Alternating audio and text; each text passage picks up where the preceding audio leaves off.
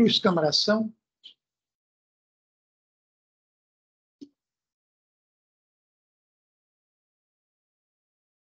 Avisando aqui que começou a gravar. Aí eu tenho que share agora, né? Share screen. Subir esse cara daqui um pouquinho.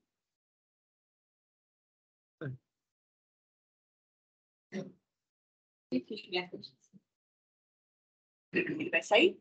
Sai. Está com imagem?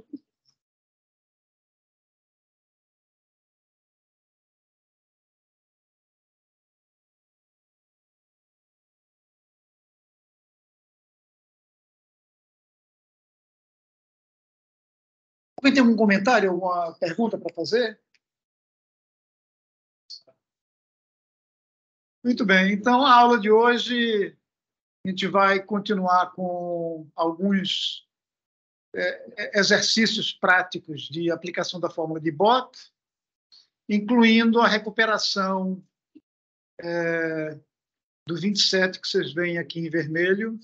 Está visível, não está? Precisa aumentar a letra ou está bom do jeito que está?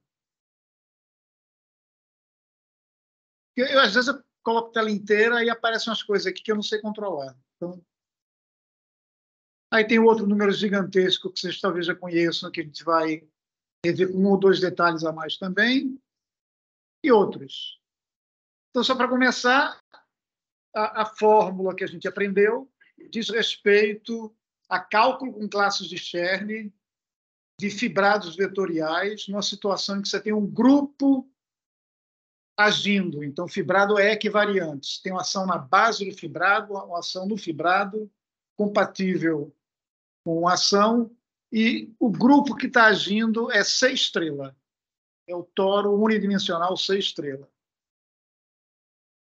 Então, você vai pegar um polinômio homogêneo ponderado de grau n, que é a dimensão dessa variedade lisa e completa x.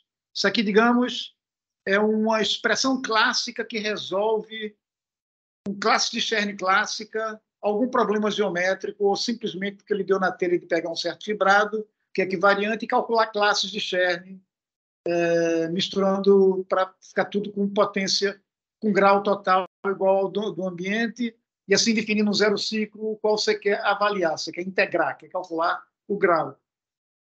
Certo?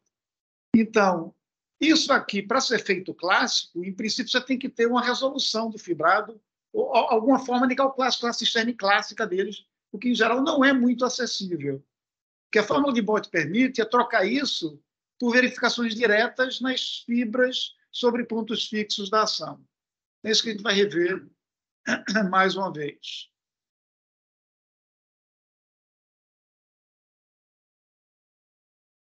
Então, a fórmula de integração que significa cálculo do grau. Tá?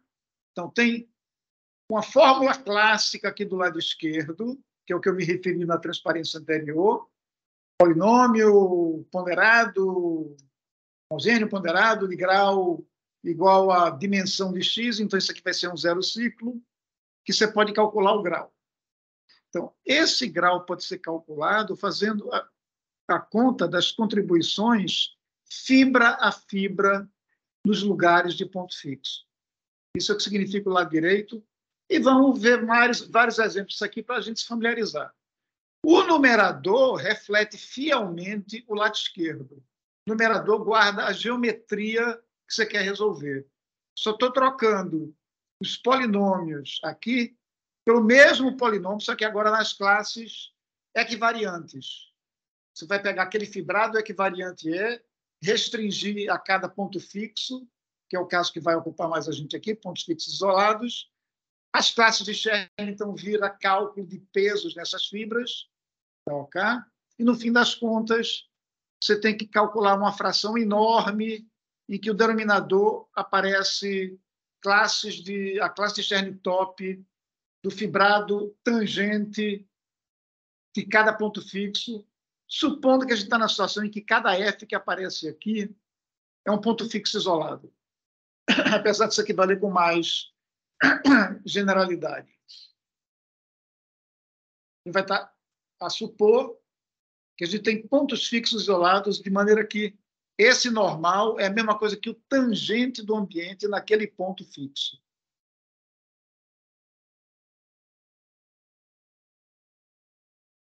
Então, está aqui um exemplo que eu já fiz, já passei, vou passar rapidamente, não vou repetir. Quer dizer, como é que aparecem números, tanto no numerador como no denominador. Vamos para os exemplos específicos. Tá? Aí tem um exemplo inesquecível em que você soma uns, você simplesmente aplica isso aqui numa situação em que o seu fibrado equivariante é o fibrado tangente, tá? E a gente está supondo que tem N pontos fixos, todos isolados. Aí você está somando tantos uns, que o numerador é igualzinho ao denominador, está somando tantos uns quantos são os pontos fixos. Então, isso aqui está contando os pontos fixos. Então, nessa situação aqui, o número de pontos fixos contados com multiplicidade dá conta da característica de Euler, que é a classe Chern top do fibrado tangente, esse CNTX que está aparecendo aqui. Esse é para ser um exemplo inesquecível que a gente já fez. Estou repetindo, só para relembrar um pouco a notação.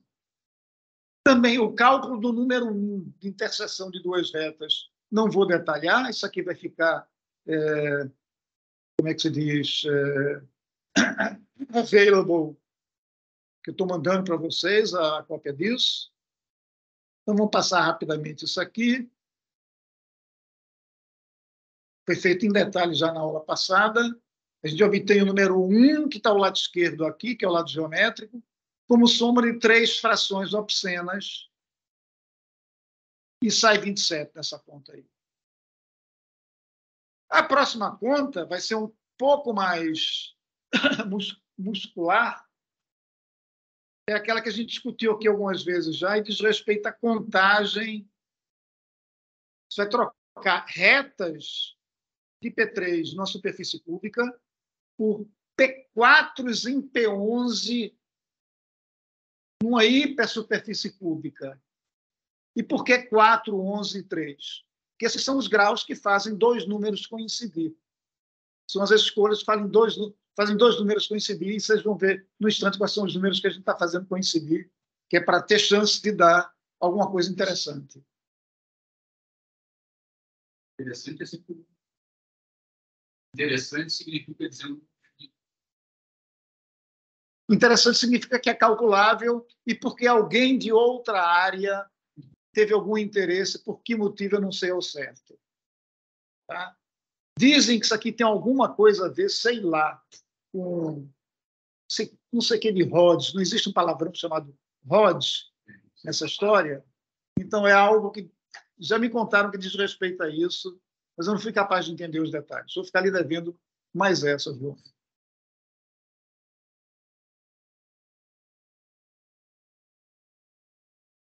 Um pouco a gente falou já na aula passada, esse outro caso aqui, que é a contagem de superfícies de um certo grau, pelo menos 4 em P3, que são singulares ao longo de uma reta.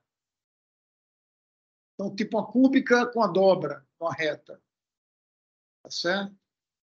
E passando para o número apropriado de pontos, significando que você vai colocar condições lineares para cortar a dimensão para zero e calcular um zero ciclo. E você pode trocar aqui reta por, na verdade, a mesma conta, você pode trocar por qualquer curva plana. Tá? E, na verdade, por qualquer curva no espaço para a qual você saiba calcular os invariantes que vão ser requeridos no andar da carruagem aqui. Tá?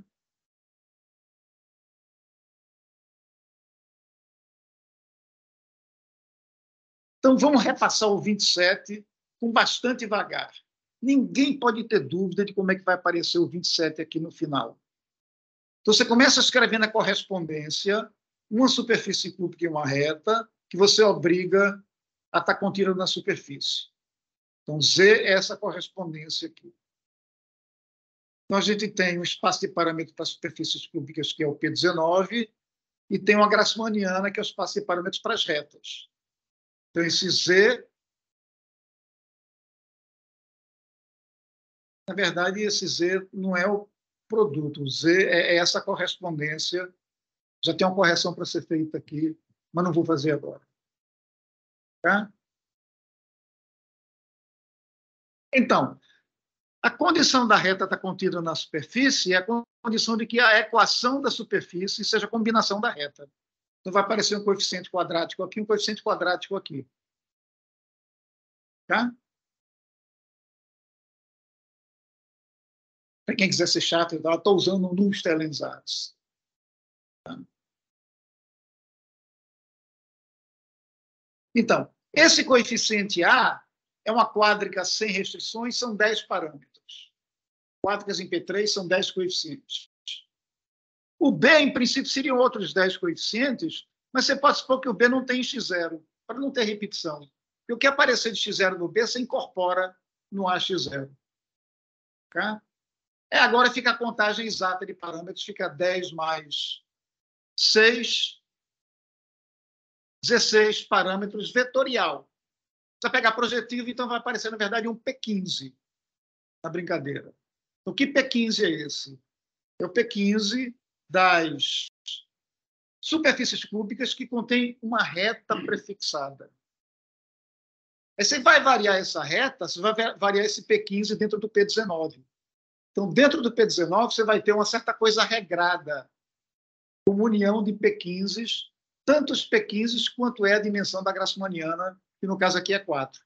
Para cada reta, você tem um P15 lá no P19, você está pegando a união dessas coisas, isso vai dar uma variedade irredutível, cujo grau a gente quer calcular.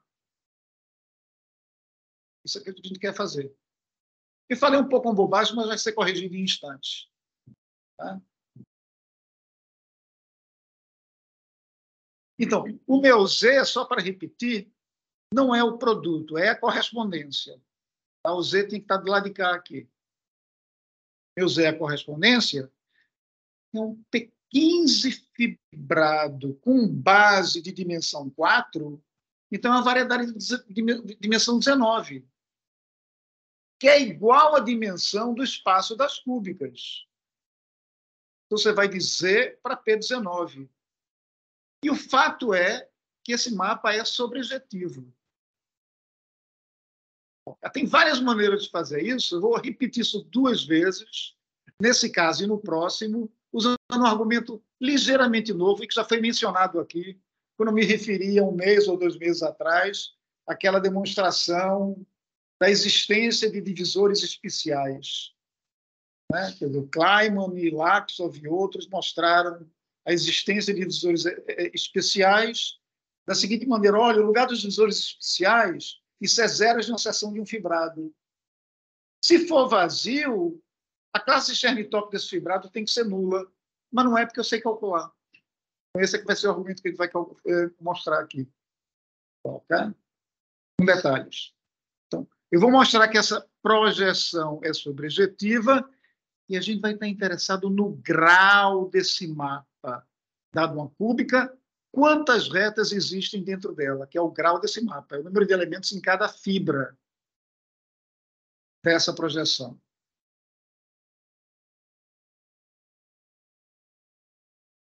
Se não for sobrejetiva, a imagem tem dimensão estritamente menor. É irredutível, porque Z é irredutível. É fechada, porque P é próprio. Tudo aí é projetivo. Então, se não for sobrejetivo, significa que a imagem tem dimensão estritamente menor do que o ambiente. Então, complementar da imagem é um aberto denso.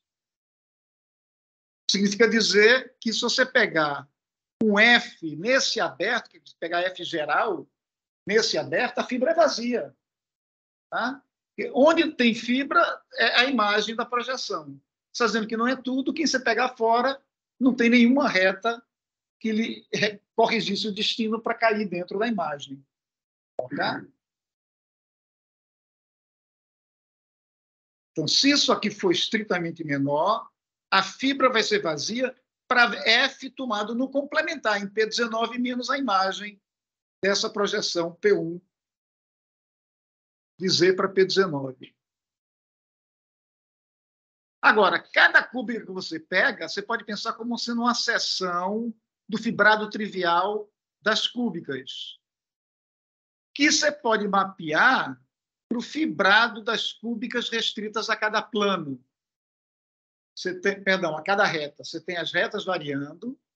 Para cada reta, você tem um sistema de coordenadas homogêneas nessa reta. Tem, então, as quadráticas, as cúbicas, etc., etc. A gente tem um mapa que vem do S3 para o Sim3Q, onde o Q era o quociente tautológico na grassmanniana, significando que a fibra sobre cada reta são as formas lineares que sobrevivem nessa reta. Tá? Mas na hora que você tem um fibrado, uma seção que não admite zeros, a classe de Chern top dele tem que ser zero. Isso a gente viu quando a gente estava tratando de raízes de Chern, splitting principle, lá para trás. Tá? Na hora que a gente provou que a classe de Chern top de um fibrado vetorial pode ser representada pelo lugar dos zeros de uma seção, se ou bem esse lugar for vazio ou a codimensão for a correta, coisa parecida com isso. Tá? Então, se não for sobrejetivo, a classe de Chern top tem que ser zero, mas não é. Por que não é zero? Porque a gente sabe calcular. Vamos calcular agora essa classe de Chern aí e ver que ela é diferente de zero. Tá?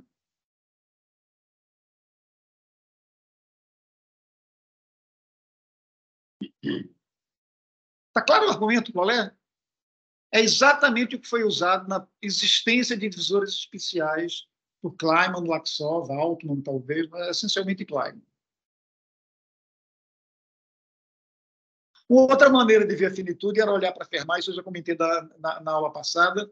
Aqui tem a vantagem que você pode até chegar à conta das 27 só olhando para essas fatorações a que eu me refiro aqui. Mas vou passar adiante. Tá? Você olhar o número de maneiras que você pode escolher L e M fatorando pares de monômios cúbicos aqui, você chega exatamente a 27. E eu recomendo todo mundo a ler as 3 ou 4 páginas que o Mumford escreve sobre superfícies cúbicas e suas retas no livrinho amarelo, não é o livrinho vermelho aqui, não. É o livro amarelo de Complex Algebraic Geometry.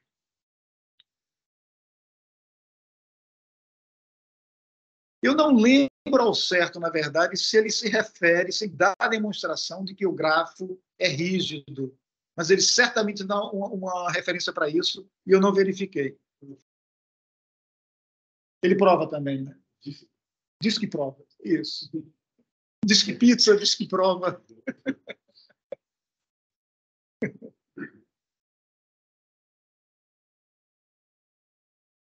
Então, vamos para a BOT.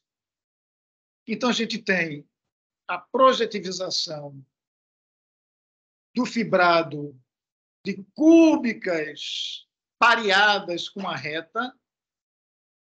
Então, a fibra desse E3 sobre cada reta são aquelas cúbicas que contêm a reta.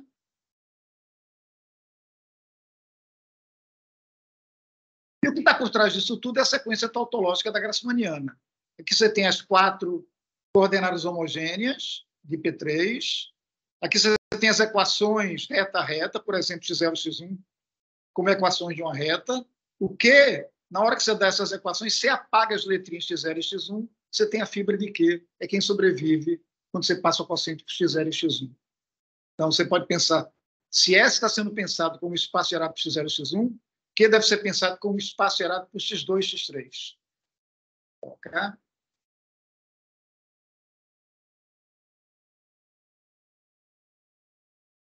E daqui você deduz a sequência exata, pegando a terceira potência simétrica aqui do lado direito. Cúbicas restringe a cúbicas reta a reta, que é esse Sim3Q aqui. Então, tipicamente, nessa fibra, sobrou x2, x3, você vai pegar todos os monômios cúbicos em x2, x3. Isso vai dar uma base, que é uma base de autovetores para ação de C estrela, ok? Aqui nesse fibrado.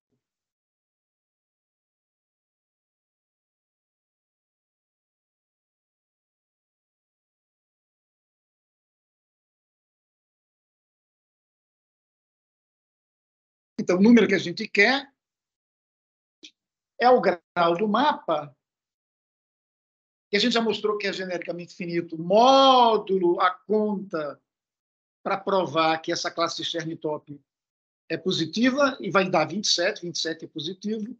Okay? Então, módulo essa verificação, o grau que a gente quer é, de fato, o grau do mapa. Deixa eu justificar isso aqui.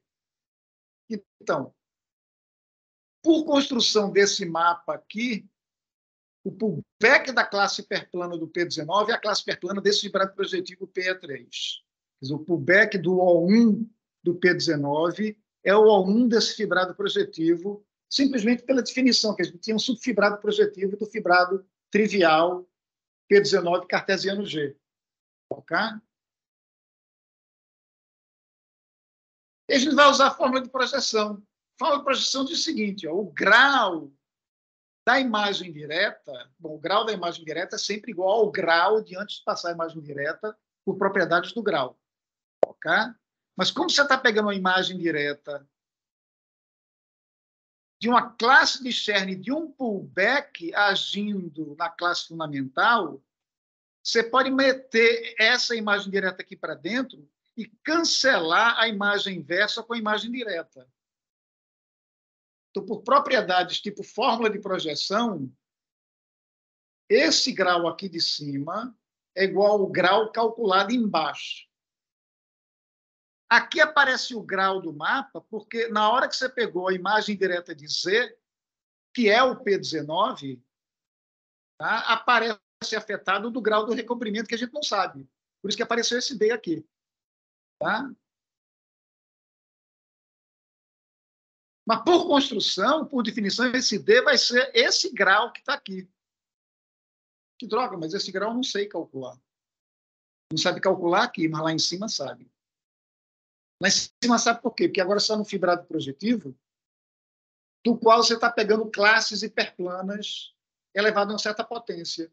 Se você pegar a imagem direta pelo mapa estrutural desse fibrado projetivo, isso foi a construção das classes de Segre. Ok? Então, não é um dedendo aqui, não. Tá? O impasse é quebrado aqui porque a gente sabe calcular isso aqui trocando esta projeção, que é a projeção para P19, pela projeção para a grassmanniana, que a gente vai estar na situação em que a gente tem um fibrado projetivo sobre a grassmanniana, até pegando potências de classes hiperplanas aqui e pegando imagem direta embaixo. Essa imagem direta, por definição, são as classes de Segre, que são inversas da de Chern, que a gente sabe fazer conta tanto com uma como com a outra. Então, isso aqui, você pode trocar, em vez de calcular em cima, você calcula pegando a imagem direta pela segunda projeção.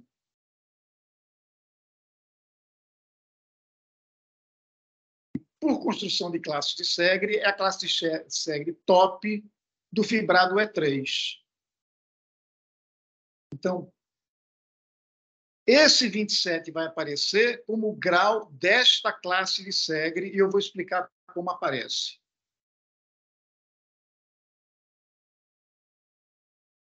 Agora, classe de Segre é inversa da classe de Chern. Ok? E essa E3 aparece numa sequência exata em que o meio é trivial, o lado esquerdo é esse E3 e o direito é aquela potência simétrica, okay, que a gente quer calcular a classe Chern top dela agora. Então, Chern vezes Chern dá 1. Então, essa Chern é inversa dessa Chern. Então, a Chern de 1 é a Segre da outra. Tá? Estou percebendo? Quer dizer, eu estou usando aquela sequência exata que estava aqui. Nessa sequência exata, o meio é trivial. Eu preciso de Segre disso aqui. Por que eu preciso de Segre disso aqui? Porque, por definição, a imagem direta daquela classe hiperplana elevada à potência máxima. Aí vai dar Segre máxima. Só que Segre aqui é a mesma coisa que Chern aqui. Porque uma vezes a outra dá 1. Tá? Cherne é Segre inversa. Cherne vezes Cherne dá 1. Então, a inversa dessa Cherne aqui, que é a Segre, é essa aqui, é a Cherne dessa aqui. Okay? Se A vezes B é 1, A é a inversa de B. Okay? Então, no fim das contas, é o grau de uma classe de Cherne top de um fibrado conhecido, para o qual a gente pode usar bota agora. Conhecido por quê? Porque a gente sabe calcular raízes de Cherne todas aqui. Como é que eu sei calcular as raízes de Cherne todas? Ora, que eu conheço a fibra sobre cada ponto fixo. Né? Sobre a reta dada por x0 igual a x1 igual a 0, a fibra de Q é gerada por x1 e x2, que já são autoespaços, já são autovetores para a ação. Então, se eu quiser potência simétrica terceira, você vai pegar monômios homogêneos de grau 3 nessas duas raízes de Cherne. Okay? Então, fica uma pontinha banal, como a gente vai ver em detalhes a seguir. Para calcular esse lado esquerdo geométrico na forma de bote, a gente vai achar a contribuição das fibras sobre cada um dos 6 pontos fixos, porque a grassmanniana tem 6 pontos fixos, que corresponde às arestas do tetraedro de referência. Tá?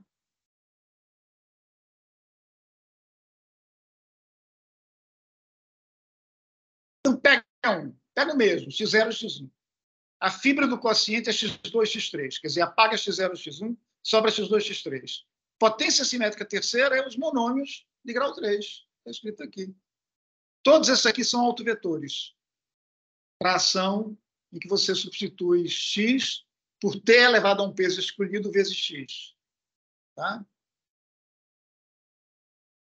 Então, se x0, x1, x2, x3 são autovetores, esses monômios em x0, x1, x2, x3 também são autovetores, e o peso você sabe calcular, linearizando essas coisas, calculando um logaritmo, por assim dizer.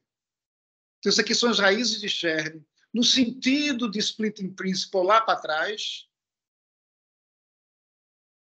e os pesos que a gente está chamando, que é o que aparece na representação, x2 ao cubo vira 3w2. Porque se você está agindo em x2, substituindo por t elevado a w2 vezes x, x2 ao cubo aparece 3w2. Analogamente, você está pegando logaritmos. x2 ao quadrado x3 vira 2w2 mais w3, etc., etc., tudo igual. Então, esses pesos que aparecem aqui, são números inteiros, você multiplica. Isso é o numerador que aparece no segundo membro da fórmula de Bott. Ok? Principalmente de fração da vez desse ponto fixo. Para cada ponto fixo vai ter uma fração. Eu estou lhe dizendo como é que calcula o numerador da primeira. Tá? Denominador é espaço tangente. É a classe Cherne top do tangente. Como o denominador é uma grassmanniana, como o espaço de base é uma grassmanniana, lembra que o tangente da grassmanniana é home do sub contra o quociente, que significa dual do sub tensor o quociente. Isso aqui é a fibra do subfibrado, é o x0, x1, pega dual por conta da fórmula do espaço tangente da grassmanniana e tensoriza por x2, x3. Isso aqui a gente sabe calcular e escrever como soma de 4 representações, a saber, x2 vezes x0 dual tem peso W2 menos W0. A representação induzida. Então, isso aqui dá esse denominador. W3 menos W1 ó, é o x3, x1 dual, é W3 menos W1, que apareceu aqui. É a diferença dos pesos, analogamente para os outros 4.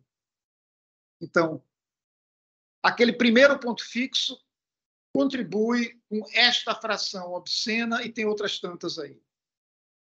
Claro que eu não fiz isso na mão, tem um for aí por trás. Tá? São 6 pontos fixos.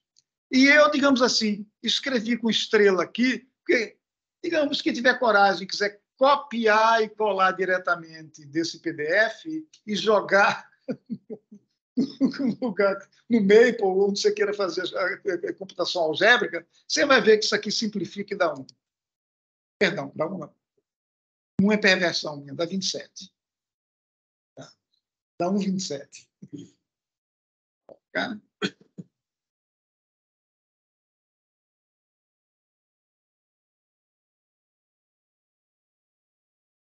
Estou rebobinando. Aquela classe de Cherny-Top é diferente de 0. Consequentemente, aquele mapa tem que ser sobrejetivo. Consequentemente, o grau do mapa vai ser finito. E é esse grau que a gente quer calcular. E esse grau está sendo calculado, de novo, usando classes de Cherny, tá? Junto com fórmula de projeção.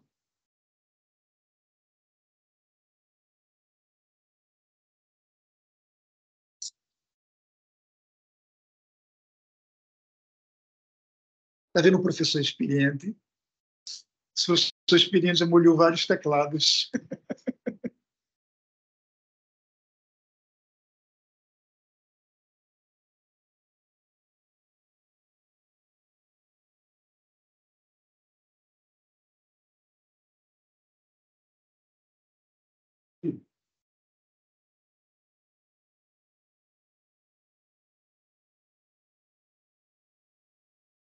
Quem quiser copiar alguma coisa parecida com como não fazer isso usando Singular, está aqui para quem quiser copiar e colar, mas não façam isso. É só para mostrar que tem uma conta feita aí por detrás também, tem um código aí escrito aí por detrás.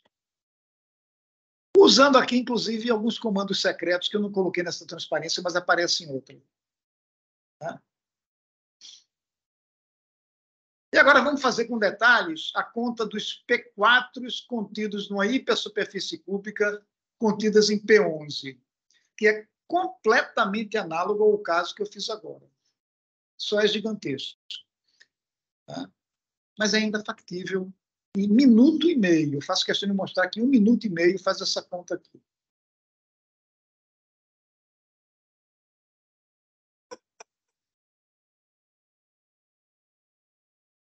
Então, a variedade de base agora não é mais retas em P3, e sim a graçamaniana de P4s em P11. Eu penso em sair especificado dando 7 equações. Um P4 em P11 você dá 7 equações. Tá? E como eu vou pegar esses P4s aí já pensando em pontos fixos na graçamaniana, eles vão ser todos P4s que são formados por hiperplanos coordenados. Tá? Escolha de coordenadas que você vai zerar. 7 coordenadas que você vai zerar dentre as 12 possíveis em P11. Então, está aqui a graçamaniana e uma lembrança da combinatória dos pontos fixos que a gente vai calcular em instantes. Então, essa graçamaniana não tem dimensão 4, tem dimensão 35. Tá? Tem a sequência tautológica de sempre. Isso aqui são as 12 coordenadas homogêneas. Aqui são as 7 equações fibra a fibra. E aqui são as 5 coordenadas homogêneas que sobram quando você passa o quociente.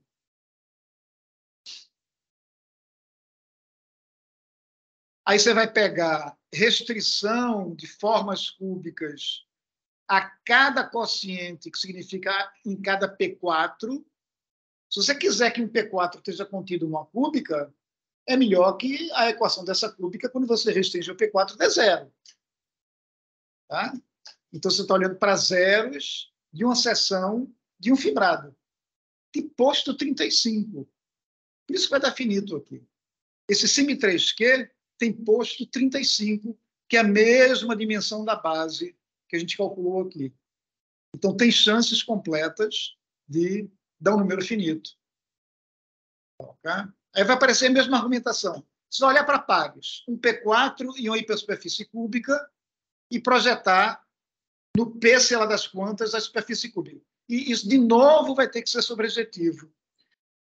Porque se não fosse, a seção desse fibrado que você ganharia não teria zeros. Mas, para isso acontecer, esse fibrado que está aqui tem que ter classe Cherny-Top nula. Mas não tem, porque a gente calcula e vê que dá um número gigantesco positivo. Certo? É o mesmo argumento que a gente fez para cúbicas, só para fixar as ideias. Então, a correspondência que a gente tem que olhar é o fibrado, que é a projetivização desse núcleo que apareceu aqui. Aqui peguei forma cúbica, aqui restringi um P4. Aí perguntei se é zero ou não, se é zero, vem parar em E. Então, o E é o núcleo desse mapa de restrição. Você projetiviza, aí vai estar com os pares LF, L1P4, F, conta desses binomiais, dá isso aí, 363. Tem que ser múltiplo de 11? Tinha, né? Não sei se tem que ser múltiplo de 11, não, mas é.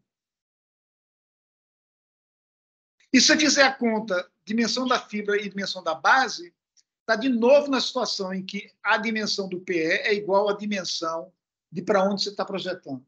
É só fazer as contas.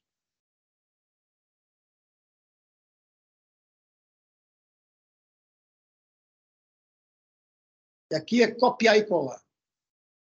Se não é sobre, a imagem é sobre variedade própria.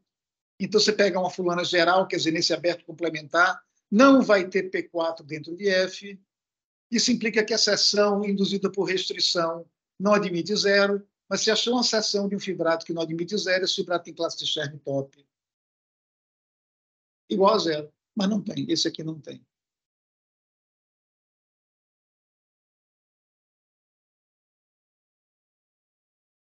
Esse maxi aqui é a dimensão, é o 35, que é a dimensão da grassmanniana, que é o posto dessa potência simétrica que está aqui.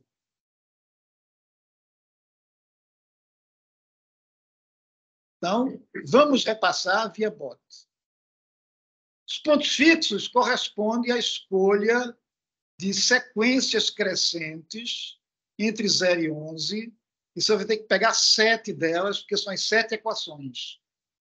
Cada P4 fixo tem 7 equações.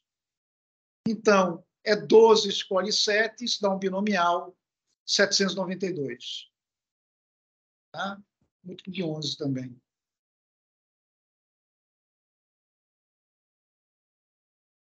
Aí fixa uma delas.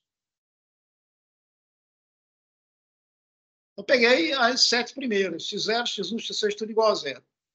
E os pesos foi Nivaldo que escolheu. Tá?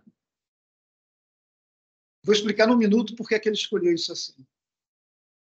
Em vez de fazer 792 contas, na prática você faz umas 40 ou 50 somente. Você não, a máquina. Mas mesmo para a máquina ser reduzido de 792 para 40, dá uma diferença de 1 minuto e meio para daqui a pouco vocês vão ver quanto. Vocês podem não se emocionar com nada disso, porque é só computação, mas tem muita coisa interessante e útil aqui nessa história. Depois eu comento um pouco mais. Então, a gente precisa da decomposição em pesos dessa potência simétrica, então são os monômios cúbicos, e aqui é um número enorme de monômios cúbicos. Cada um deles vai ter seus pesos, tá vendo? X7 ao cubo vira 3W7. Para as escolhas de pesos que foram dadas, esses fulanos que estão escritos aqui viram números, 6, 7, sei lá o quê. Esse 18 aqui está claro, né? É 3 vezes 6. Esse 18 que está aqui. Tá? Então, isso aqui me diz quem é que vai ser o numerador. O numerador é o produto desses valores que apareceram aqui. Dessa coisa gigantesca aqui. Mas se você escolher bem os pesos, muitos desses produtos, para um produto celular, basta um fator ser nulo. Então, se você escolher bem os pesos, você vai ter um tantão de fatores nulos e sobra pouquíssimo para calcular. Tem um pouco de adivinhação nisso, tem um pouco de... Preste atenção e vê o que é que você está fazendo. Para o denominador, é de novo aquela história da grassmanniana. O tangente da grassmanniana é o dual do sub. Sub são as equações, é aquele L0, tá? Quer dizer, é o x0 até x6. Q0 era o que sobra disso, que é o que sobra disso. só que eu vou substituir pelos pesos. Então, substituir pelos pesos, aparecem esses números aqui. Para o quociente aparecem esses números aqui. E o denominador é o produto das diferenças do quociente pelo sub. Tá? O J vai de 7 a 11 e o I vai no sub, que é de 0 a 6. Você faz esse produto aqui, dá esse número. Tá? Que tem garantia de ser diferente de zero, desde que os pesos sejam distintos, pela própria formulação aqui do denominador. Tá?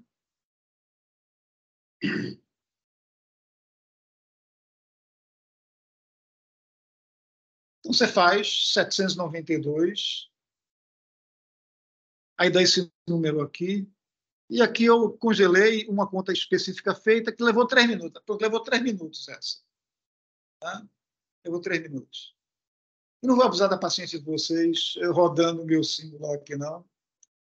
Quem tiver curiosidade do código, depois eu mostro. Deixa eu falar pelo menos umas 2 ou 3 palavrinhas sobre ferramentas mais adequadas para esse tipo de conta. Tá?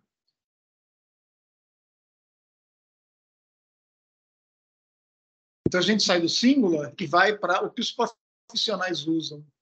Os profissionais usam Macaulay.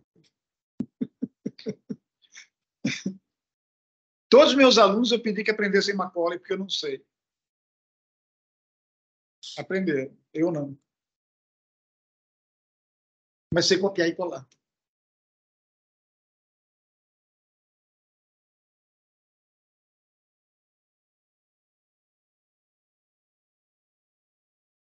Eu congelei aqui para vocês verem que isso demorou. Eu não sei ler esse número, não.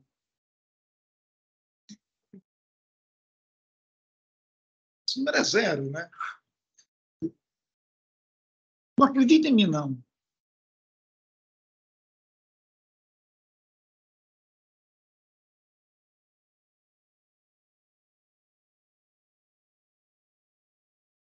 Isso aqui eu aprendi com o Nivaldo. Ele que me passou isso aqui. É um procedimento em que você dá a dimensão do espaço-ambiente, dá a dimensão do subespaço que você quer fazer contido e dá o grau da hipersuperfície que você quer que contenha o subespaço. Tá? Então, uma das principais sacadas é a obviedade a posteriori, que você está fazendo contas com monômios, mas como é que você faz conta com monômio? Expoentes. Você apenas tem que ser inteligente o suficiente para saber que conta você está fazendo, que impacto isso tem nos expoentes que você está trabalhando. Então, você começa calculando expoentes usando um comando do Macaulay, tá? Que é isso aqui, olha. Como se fosse para monômios de grau D em R mais uma variáveis, você não precisa especificar as variáveis. São monômios de grau D em R mais uma letras. Isso te dá todos os expoentes possíveis em menos tempo do que eu estou gastando respirando, sei lá. É muito pouco. Aqui está a escolha dos pesos, fazendo bem simétrico, vai de menos n sobre 2 a n sobre 2 mais n, tentando maximizar numerador nulos.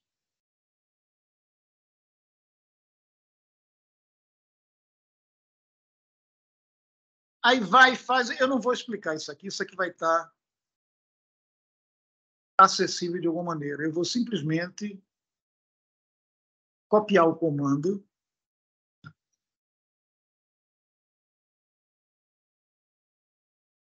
Então, é em P11, P4 e hipersuperfície cúbica. Aí eu preciso ser capaz de achar aqui onde está aqui. Eita, mas aqui está finished. Então, tem que... Não sei se eu tenho que fazer... Acho que eu tenho que fazer pelo F12 de novo. Isso. E acho que tem que copiar aqui...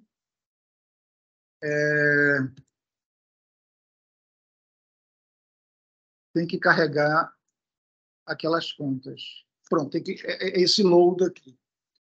Aquele texto, é isso que está escrito aqui, carregou, aí o comando que faz calcular está escrito aqui em algum lugar, esse é para outro caso, esse é para outro caso, é o caso com excesso. Então, em P11, esse 5 aqui eu não sei o que é que tem a ver, mas acho que não é esse comando que eu quero ainda não. Isso aqui é para residuais. É outra coisa. Espero não ter calculado. Aí calculei o lugar errado.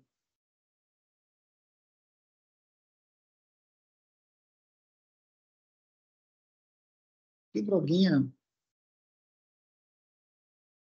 Mas eu sou capaz de corrigir. Juro para vocês que isso aqui eu sou capaz de corrigir.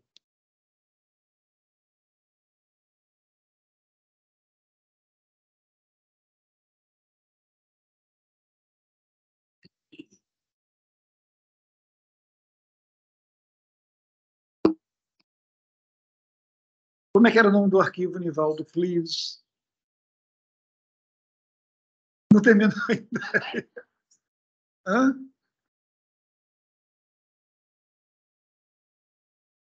É um com V0, é um desses aqui.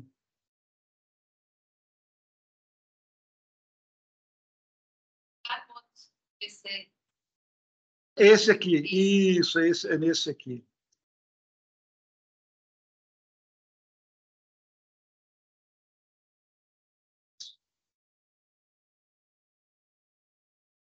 Aí você pensa que eu lembro como é que era o comando?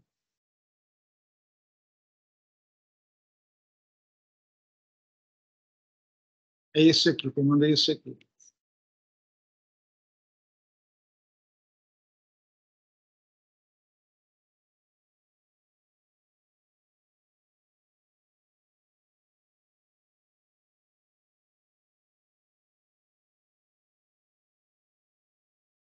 Aí eu quero ver quanto tempo vai demorar para calcular isso aqui.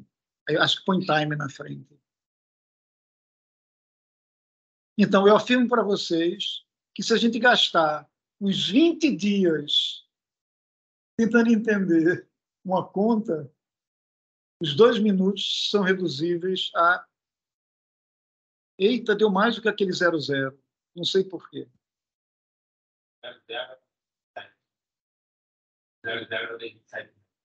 Era o quê? Era das 27 metros.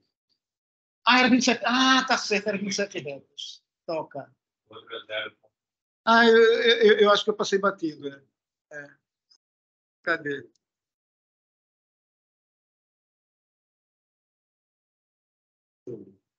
Ah, tá, é verdade. Tá. 144344. E aqui deu... Mas cadê o time? Ah, sim, 0.1, 0.17. E aqui deu menos até, 0.14, porque tinha menos processo em background. Tá? Então, acho que com isso eu dou por encerrada a minha missão de ensinar alguns casos em que você pode aplicar bot com algum sucesso e produz coisas que podem ser garimpadas. Tá? Então, por exemplo, um último comentário que eu queria fazer de por que você ter métodos que reduzam o tempo das contas para nos botar a paciência de quem está acompanhando, você pode produzir uma base de dados que, com um pouquinho de percepção, você começa a perceber coisas. Então, em vez de filosofia pura, deixa eu ser explícito a que é que eu estou me referindo. Então, a gente sabe fazer uma conta de hipersuperfícies ou mesmo interseções completas contendo subespaço de uma certa dimensão fixa, etc. Coisa e tal, e dá um número lá. Mas a gente fez o caso com excesso também. E dá um outro número lá. Por conta de ter habilidade, o Nivaldo ensinou, e fazer essas coisas com eficiência, você começa a fazer diferença entre com excesso e sem excesso e vê que está pequenininha. Aí começa a desconfiar que a diferença é polinomial. Começa a ter certeza que a diferença é polinomial. E dá para conjecturar que a diferença é polinomial. E deve ser possível provar que a diferença é polinomial. Isso é bacana por quê? Porque existe uma fórmula clássica, na verdade, de Vida van der Waals, né? No caso só de retas ou é o caso de... Enfim, existem fórmulas clássicas para isso que são impraticáveis. Se vocês acharam que fazer conta com bota é complicado, é porque vocês não viram uma conta clássica do jeito que eles obtêm aqui. E que mesmo que você pegar essa conta clássica e implementar, demora muitíssimo mais do que a conta com bota. Tá? Então, é bacana você ter uma maneira de fazer isso aí, que alguns microsegundos, você produz uma base de dados que permite fazer comparações e começa a desconfiar que algumas coisas são verdade, outras já foram também conjecturadas na literatura, e a gente está se divertindo um bocado com isso agora. Então, eu dou por tchau isso aqui. Está aqui um pouquinho de detalhes de como é que foi usado o Macaulay, e vou fazer, só para completar o tempo, mais um exemplo de técnicas de teoria de interseção e ou classes de Chern via bot, uma situação que eu acho bonitinha e que tem muita coisa em aberto. Okay? Então, existe uma indústria de produzir componentes do espaço e foliações com a dimensão 1, entre outras. Dimensão 1 não tem graça porque não tem componente, é tudo irredutível. Tá? Mas para componentes de espaço e foliações com a dimensão 1, isso é uma selva, sabe-se bem. Grau 0 não tem graça, grau 1 sabe-se tudo, grau 2 foi um paper no Annals, e grau 3 está há algum tempo sendo ameaçado aí pelas lideranças da área. É mais ou menos isso?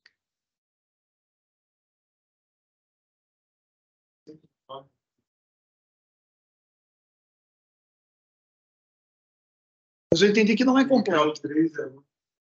Não é completo. Quer dizer, teve uma ocasião que eles acharam que era 27, depois é pelo menos 24, ou coisa parecida, tá? E existem pelo menos outras tantas que não são cobertas no primeiro caso. Mas, enfim,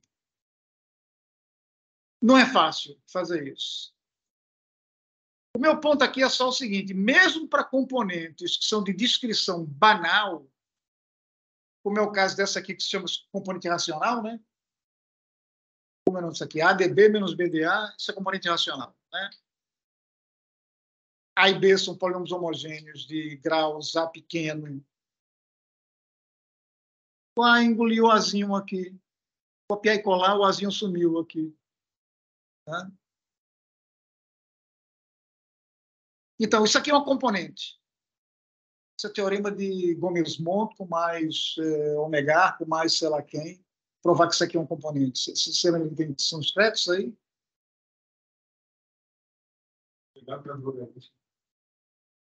Isso, mas eu acho que é Gomes-Montt, talvez Alcides mesmo, enfim. Mas isso aqui é um componente. Gente, é uma vergonha. Tá? Porque para esse ADB menos BDA, a gente só sabe calcular quando o Azinho divide o Bzinho, incluindo o caso em que é igual, ou quando o Azinho é 2 e o B é ímpar. Em outro caso, se tem um método geral para cálculo disso aí.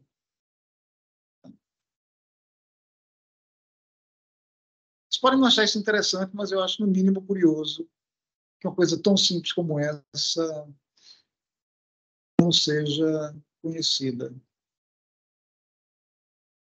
O que acontece é o seguinte: quando você escreve ADB menos BDA, é claro que você está pensando numa parametrização desse tipo. Pega um polinômio de grau A, pega um polinômio de grau B e faz a fórmula, ADB menos BDA. Tá? Acontece que isso aqui pode ser zero. Tá? Isso aqui pode ser zero. Isso aqui é um mapa racional. Isso aqui certamente é zero quando o A é um L elevado a Azinho e o B é o mesmo L elevado a Bzinho. Se você fizer o ADB menos BDA, você vê que cancela tudo com tudo. Tá? E, conjuntistamente, esse é o lugar de indeterminação, o lugar de base. Então, não tem parametrização racional assim.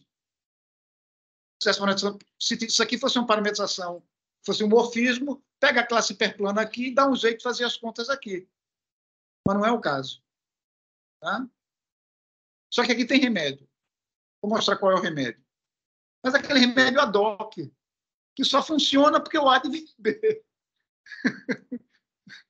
Não devia ter nada a ver A divide B com cálculo grau desse negócio aí. Tá?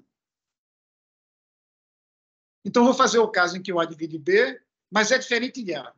O caso A igual a B é tratado separadamente e eu comento já qual é a diferença. Aqui faltou um ponto e vírgula. Nesse caso, que o A divide B e é diferente de A, você define C como sendo B sobre A. Aí o que acontece é que você pega o de grau maior, que é B, faz sentido em olhar ele módulo o A na C, e o A na C tem grau B, por conta disso aqui, né? A vezes C da B. Então, faz sentido olhar para B, módulo A na C. Então, estou pensando em P de B como um fibrado sobre as coisas de grau A. E aí, aquele mapa ADB menos BDA aceita você pegar essa classe aqui. Porque você trocar B por um múltiplo de A na C, isso aqui dá zero. Isso aqui fica bem definido nas classes. Ok? E, bônus, prêmio pela perseverança, esse mapa aqui é genericamente injetivo. Se ele é genericamente injetivo, eu posso fazer as contas do grau aqui, trazendo para cá. Por exemplo, o Beck, não sei o que, coisa e tal. Normalmente, quem é esse B? O B, você pega o tautológico da projetivização dos de grau A, pega a potência simétrica C para aparecer o A na C. Você faz potência simétrica aqui. Essa potência simétrica vai parando a potência simétrica B, que é o A vezes C. Esse mapa aqui eu tenho a impressão que não é injetivo. Pode não ser. Mas a composição certamente é injetiva. Tá?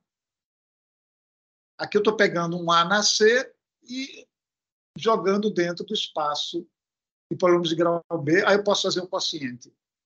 Então, isso aqui eu só escrevi para você entender que o B é o quociente do SB, que é trivial, por esse fibrado hiperplano aqui, PA. Então, eu tenho um projetivo sobre um projetivo. As contas aí são todas conhecidas e podem ser feitas. Aparece uma fórmula fechada, que não vou gastar a beleza de vocês, mas é um binomial de binomiais. Tá? E o caso em que o A igual a B é análogo, só que você troca esse projetivo pela grassmanniana, evidente, porque aí você pode trocar o A e o B por qualquer par de polinômios no subespaço gerado por A e B. Isso aqui é invariante. Você trocar A por A mais um múltiplo de B, no mesmo múltiplo constante, você vê que essa forma aqui não varia. Quer dizer, projetivamente fica a mesma coisa. Então, passa o quociente e você ganha a grassmanniana parametrizando essas coisas. Então, no caso em que o A é igual a B, o grau procurado é um grau de Plunker. Tá? É o grau de uma grassmanniana. E com isso encerrei esse assunto por hoje.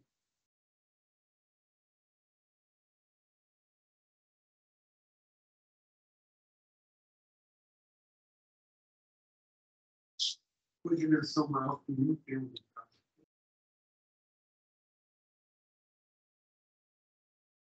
Com a dimensão maior que 1? Não sei. Não sei. realmente não conheço. Mas eu imagino... E tem que olhar, porque tem um negócio que... Tem umas contas que eu fiz com o Márcio e Jorge Vitório, digamos assim, os casos evidentes que imitam isso que foi feito aqui. Eu tenho os casos evidentes, mas de memória agora eu realmente não sei. Eu tenho um trabalho de uns 5, 6 anos atrás que faz essa conta, ou mais, talvez.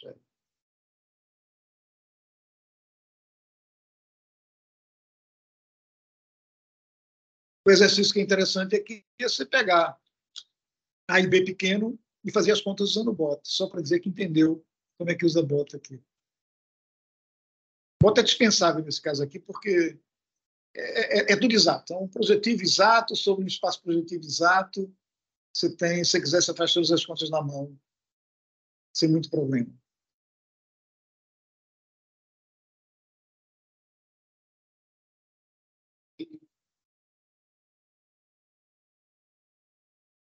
Mas para outros casos, quer dizer, para o caso 2 ímpar, o caso 2 ímpar não foi fácil, não.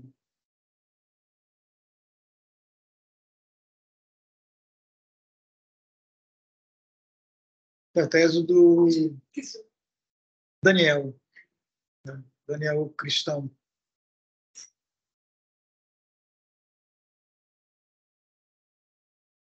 Aí tem o caso excepcional, que é o 2,3, só que não é o 2,3 dado, né? Você pega o 2,3 com quádrica e cúbica especiais para que o FDG menos GDA seja divisível. E assim você começa uma parametrização para a componente excepcional, que o Scherba generalizou, né? Aluno do Fernando Kuckerman. Pegou o exemplinho 2,3 e fez KK mais 1 arbitrários com a condição de que o ADB menos BDA e tal fatora alguma coisa linear.